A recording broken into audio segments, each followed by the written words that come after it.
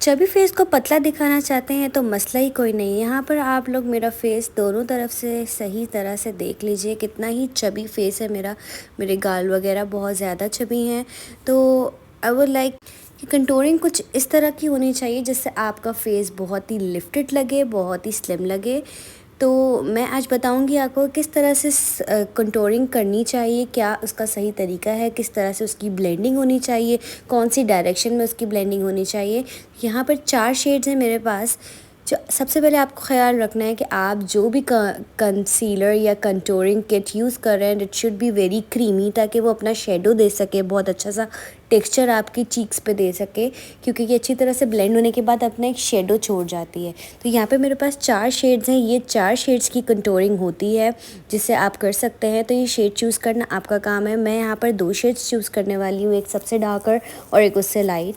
और मेरे पास ये 2 ब्रशेस हैं, एक बिल्कुल स्ट्रेट और दोनों ब्रशेस जो है वो राउंड शेप में नहीं होंगी, ये कट क्रीज शेप में होंगे जब भी हमारे फेस को कट देंगे। तो यहाँ पर मैं जो सबसे पतला वाला कट ब्रश है मेरे पास उससे मैं इसको अप्लाई करने वाली हूँ। और दूसरा जो ब्रश है जो कि कट में ही है लेकिन थोड़ा सा बड़ा है ताकि उससे ब्लेंडिंग अच्छी हो सके, तो उससे मैं इस कट को थोड़ा सा फैलाऊंगी, ब्लेंड करूँगी ताकि वो एक ही डायरेक्शन में ब्लेंड हो। सबसे पहले तो मैं इसको अप्लाई करने वाली हूँ। अपनी हायर चीक बोन्स का बहुत ख्याल रखना है और आईब्रो का जो अपर लिफ्टेड पॉइंट होता है वहाँ तक आपने कंटूरिंग करनी है। ये नहीं होना चाहिए कि आप यहाँ पे चीक सी कंटूरिंग कर रहे हो और ये बिल्कुल पीछे ही एंड हो जाए, वरना आपकी लिफ्टेड लुक लगेगी ही नहीं। उसके बाद ऊपर से आपने इस तरह से एल शेप बना लेनी है, इसको ब्रेक डाउन करना है, बीच बीच में से मैं तोड़ दूंगी ताकि जो सर्कल शेप है वो थोड़ा सा लंबा दिखे। दूसरी साइड पे भी सेम काम करना है।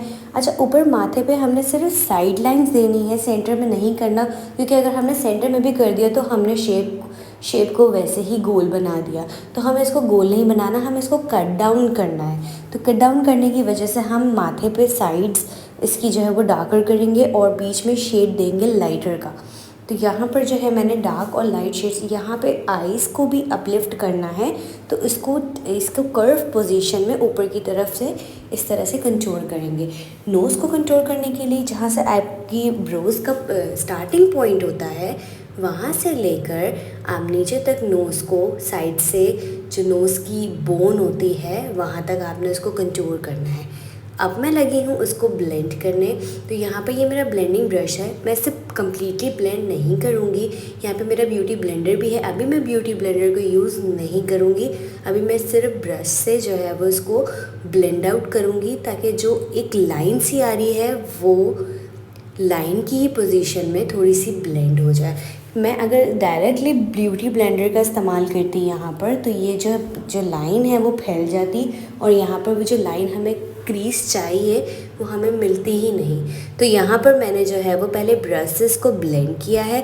ब्लेंड में ब्रश से इसलिए कर रही हूँ ताकि जिस डायरेक्शन में हमने इस लाइन को ड्रॉ किया है उसी डायरेक्शन में ब्लेंड हो। उसके बाद मैं ब्यूटी ब्लेंडर की मदद से जो भी बाकी का पार्ट होगा उसको अच्छे से ब्लेंड करूँगी ताकि कहीं भी ऐसा ना लगे कि भाई कंटूरिंग रख कर आए हैं मुँह पर।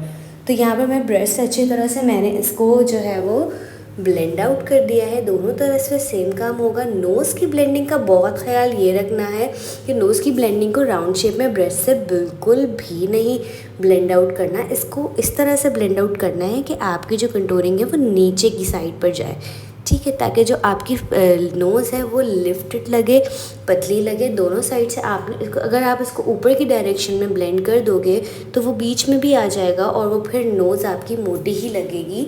तो हमें इसकी साइड जो है वो डार्कर रखनी है ताकि दोनों साइड से नोज़ आपकी लिफ्टेड लगे।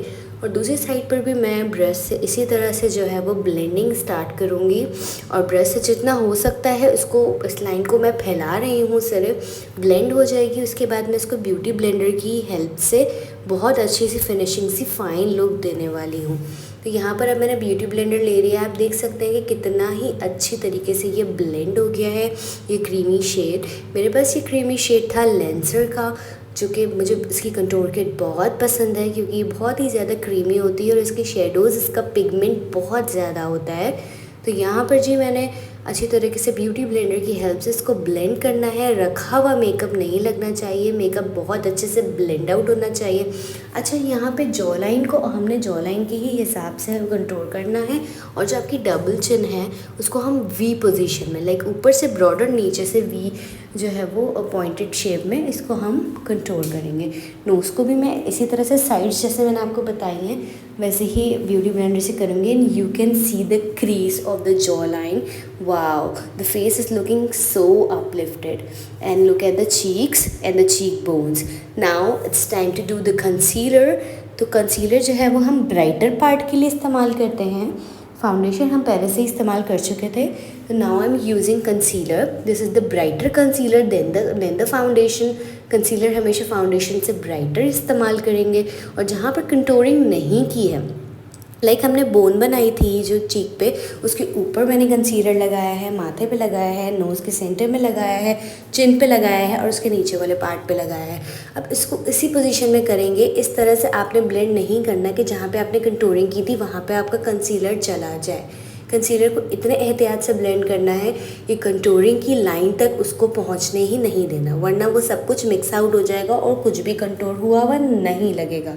नाउ अब अंडर आई में अच्छे से कंसीलर को अप्लाई करना है। अगर आपके डार्क सर्कल्स हैं तो आप पहले उसको करेक्टर से जो है वो हाइड करेंगे, उसके बाद फाउंडेशन अप्लाई करेंगे, देन कंटूरिंग होगी और देन कंसीलर लगेगा।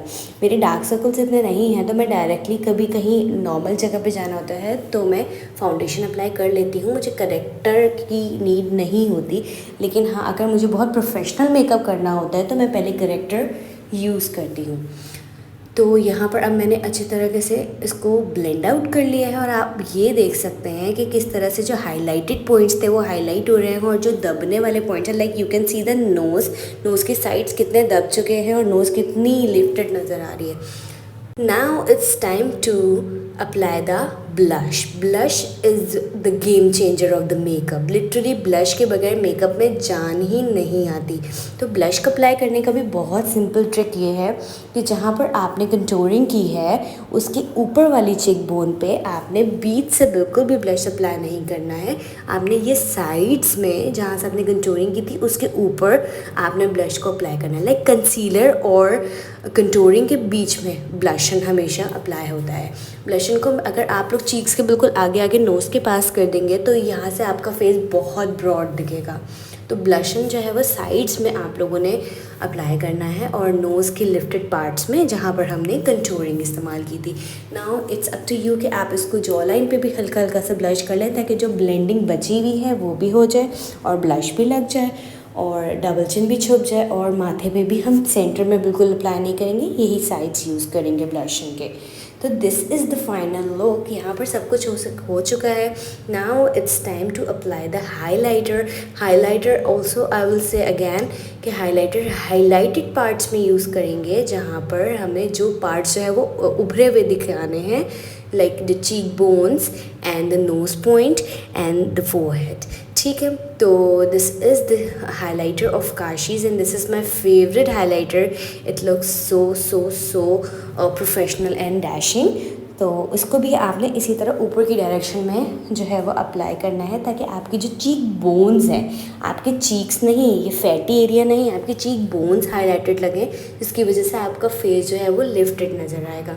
So here is the final look. Everything is done.